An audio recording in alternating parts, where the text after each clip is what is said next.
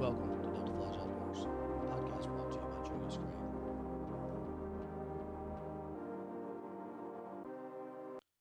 Hey everyone, today on Delta Flies Outdoors we'll be discussing cellular game cameras, forward-facing sonar, like downscope and uh, live scope and all that for boating, and how it's changed the game in hunting and fishing. So, jumping right into it, I guess. We'll start with game cameras. Cellular cameras, used to be fairly expensive. I mean, they're not the cheapest thing out there now because there's different pricing for, obviously different price points for all of them, and so with different price points on all of them, everybody's got a different opinion on what's the best thing to use and so forth. Um, I've used a couple different name brands from Cuddy back to Spy Point. So I'm not going to sit here and say one's better than the other. They all have their problems. I've been fortunate and haven't had problems with either set. So I prefer to use my game cameras for the general purpose of scouting. I'll keep them out year round on our private property in North Louisiana because obviously it's 3.5 hours from where I live at, and it's where I like to take my little boys to hunt. So I like to keep it out so I understand what's going on. That's why I use the cell cameras there. Excuse me, sorry about that. To keep the game cameras out there so I understand what's going on, like I said, because I want to give them the best opportunity and chance to, I don't know if we use the word kill, harvest, whatever. Everybody wants to use a different word.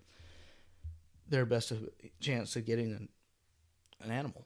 So I use those so that try not to waste their time because they're at that age of it's critical. Like if they're not into it, you're gonna burn them out quick, and then you may have missed an opportunity to turn them on to the outdoors.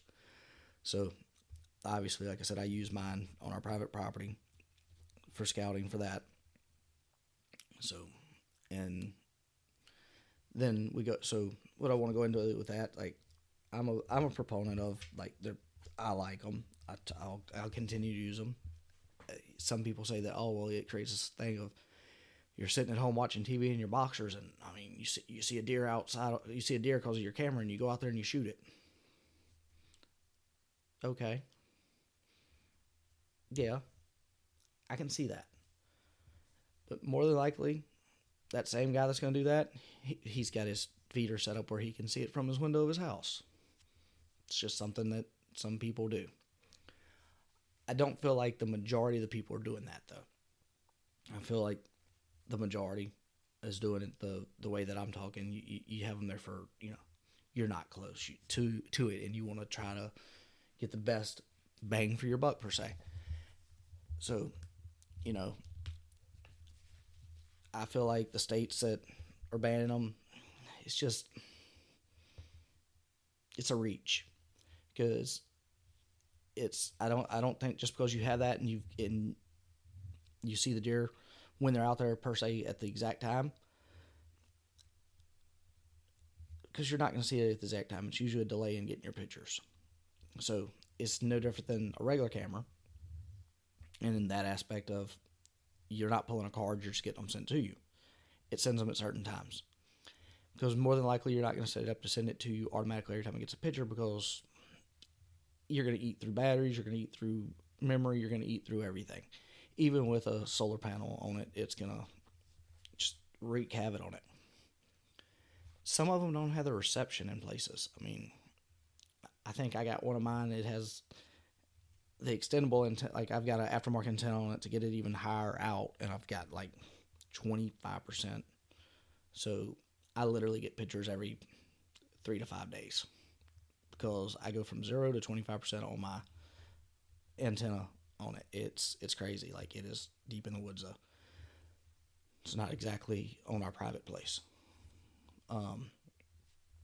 So I use mine, like I said, for what they're for. Give me an idea, and I keep the ones on our private place for helping my little boys.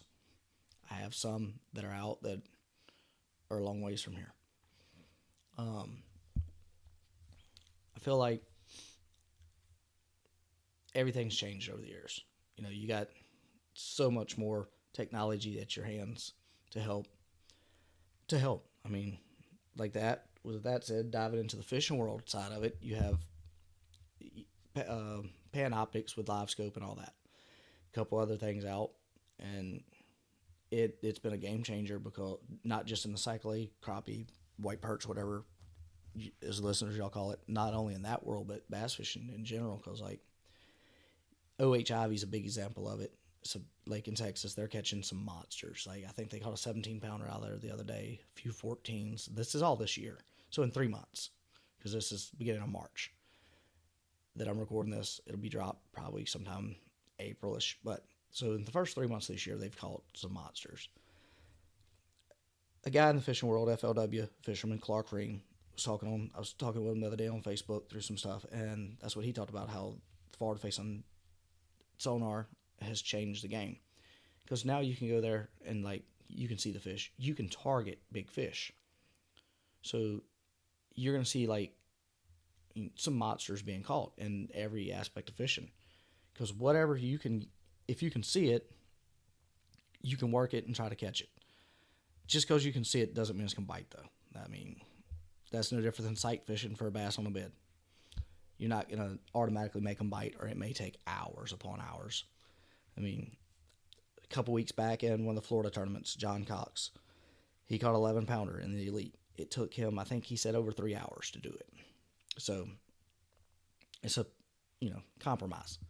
But the game camera systems and the new technology in the fishing world, has it made it easier? To an extent, it has. But also, just because you can see it on camera doesn't mean you're going to catch it, or see it on the. You're not going to kill it. Just because you can see it on the downscope doesn't mean you're going to catch it. It still requires work. It still requires boots on the ground, time on the water. Technology has advanced a long ways and has helped us a lot. But it does not make it a 100%. So we're going to continue talking about this, and I'm going to dive into some other stuff on it. My thing is,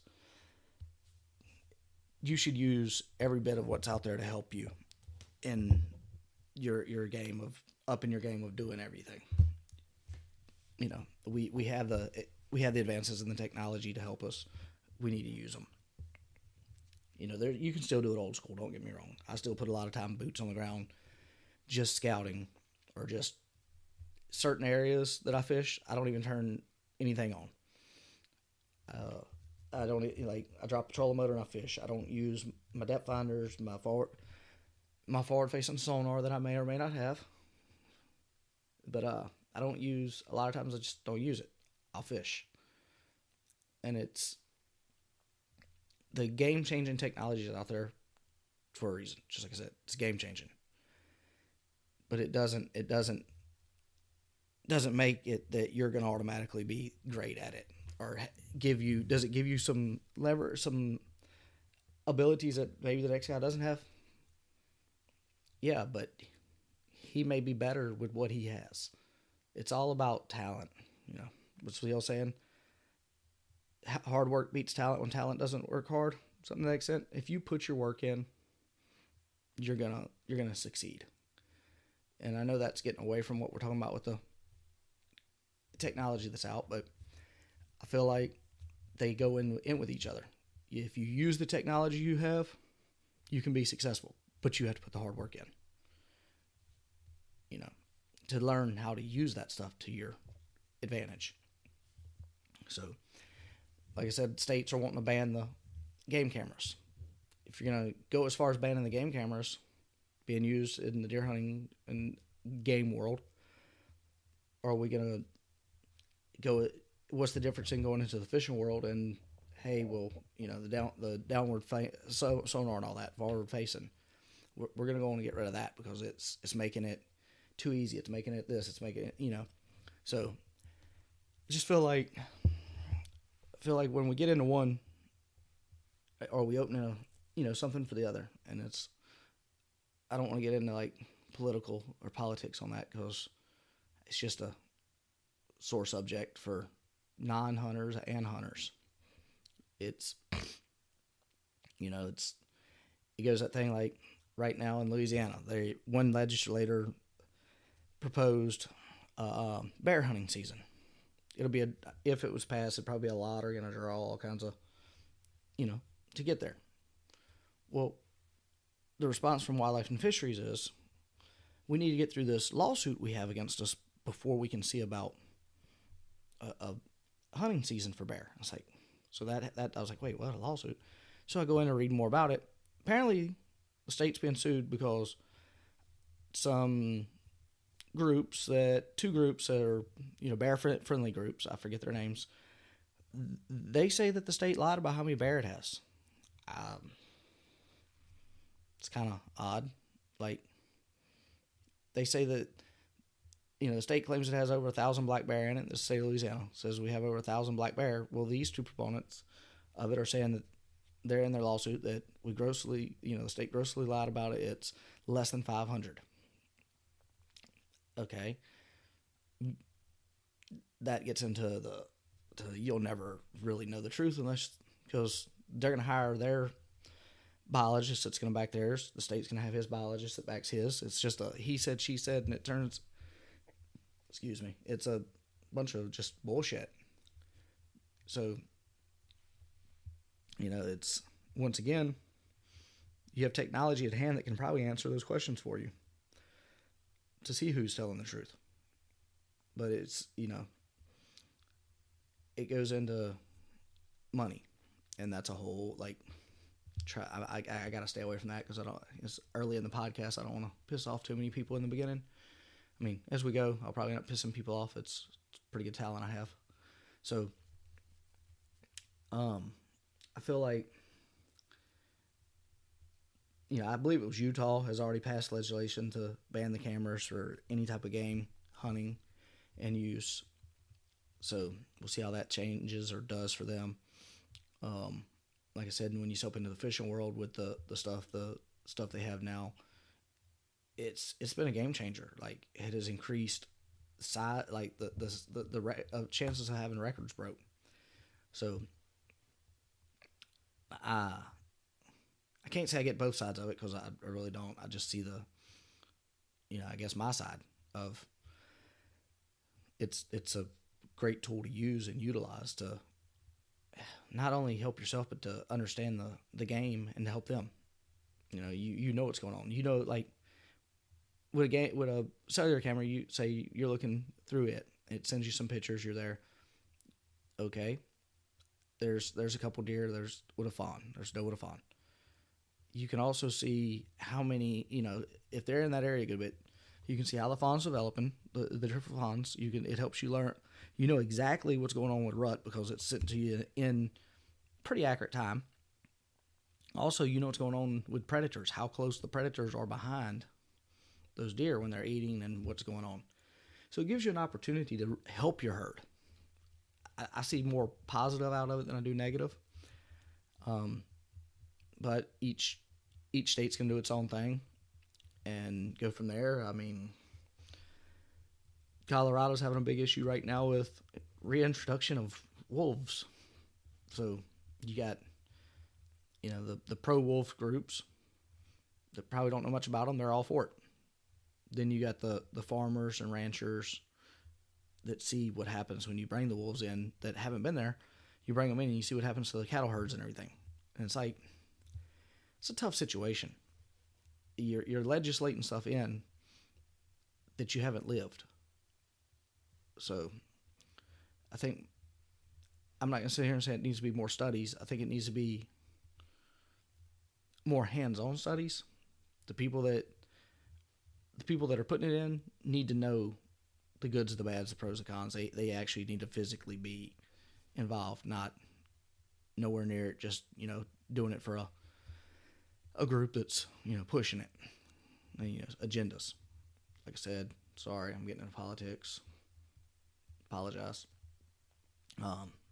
So the world of game cameras, I feel like has so far advanced. Like I was saying earlier, pricing has like changed tremendously.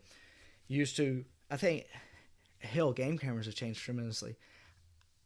I still have, well, it's my dad's. I bought it for him when I was young, 37, so I'm still relatively young, but I mean, like, I was a kid.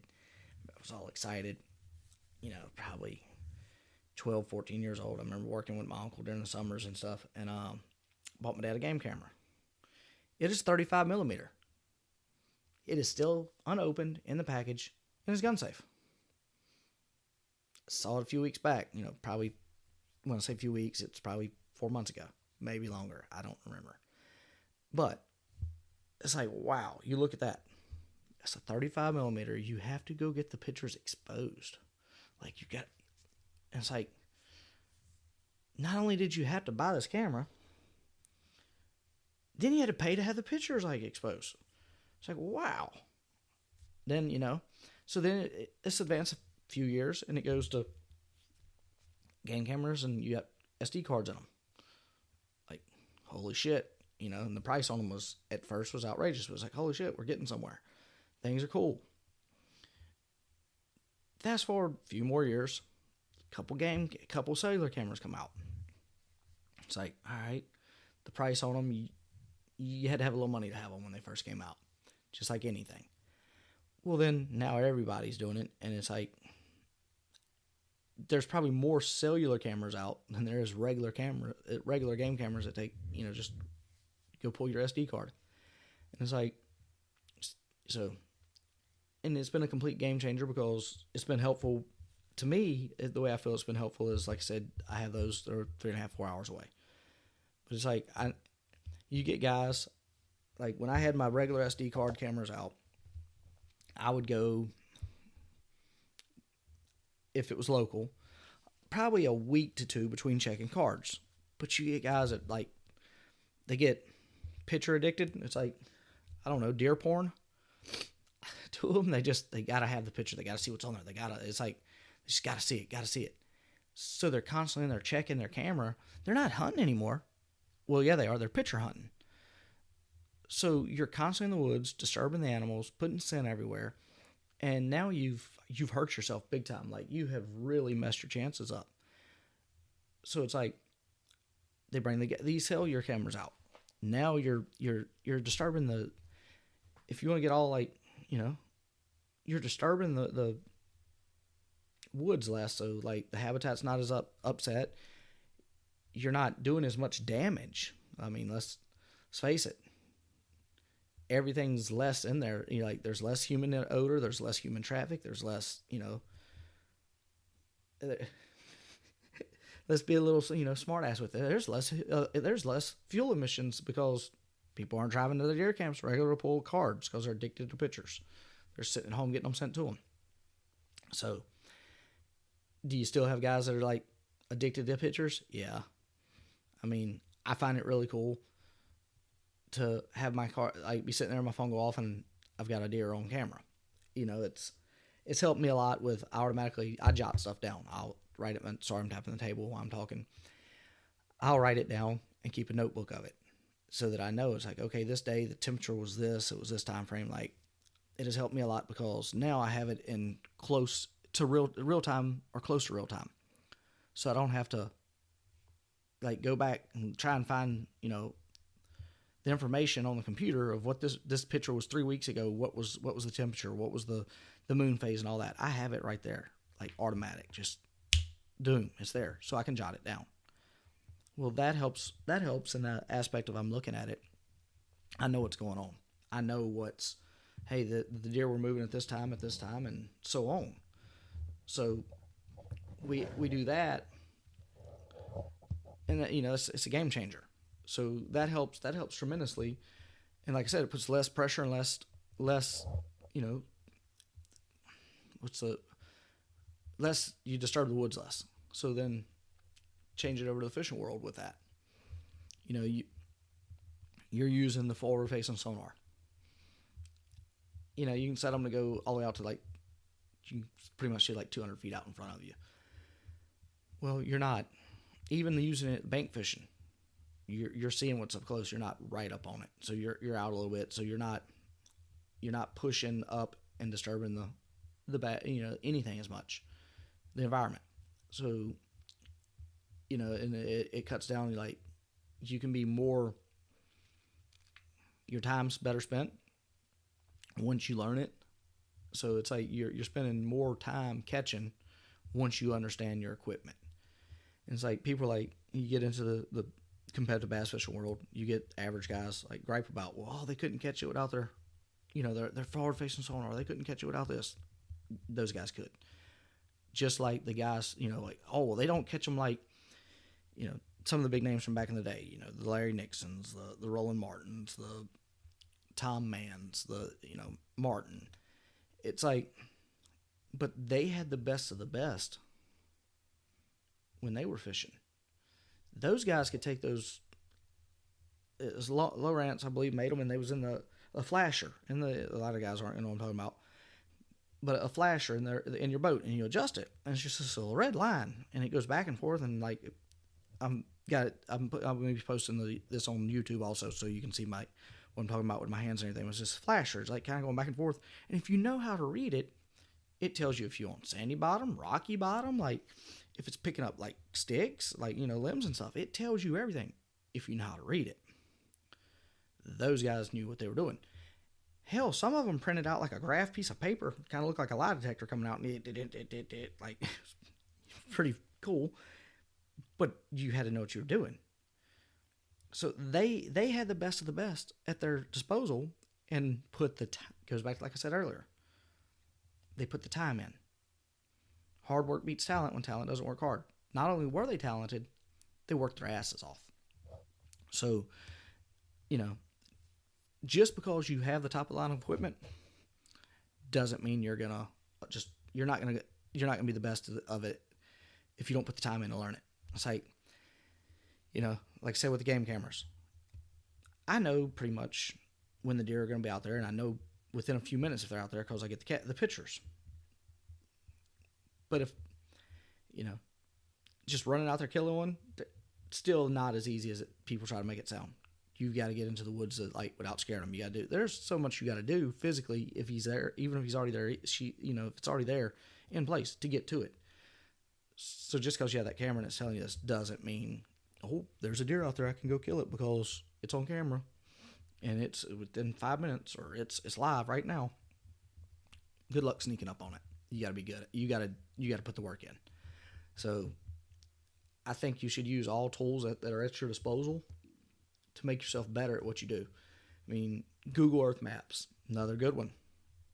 I like it for fishing because I can go back and look at stuff from, on Google Earth Pro, where I can take the time frames and start, going through them and find the lowest points of a lake. So then I can start dropping pins on those. So when I go back forward to current day and the water's up to normal, those pins are there, but all the stuff I marked is covered up. I can convert that over to an SD card, put it in my unit on my boat, and go out there and check those spots. I have them for several lakes that I've made that I fish.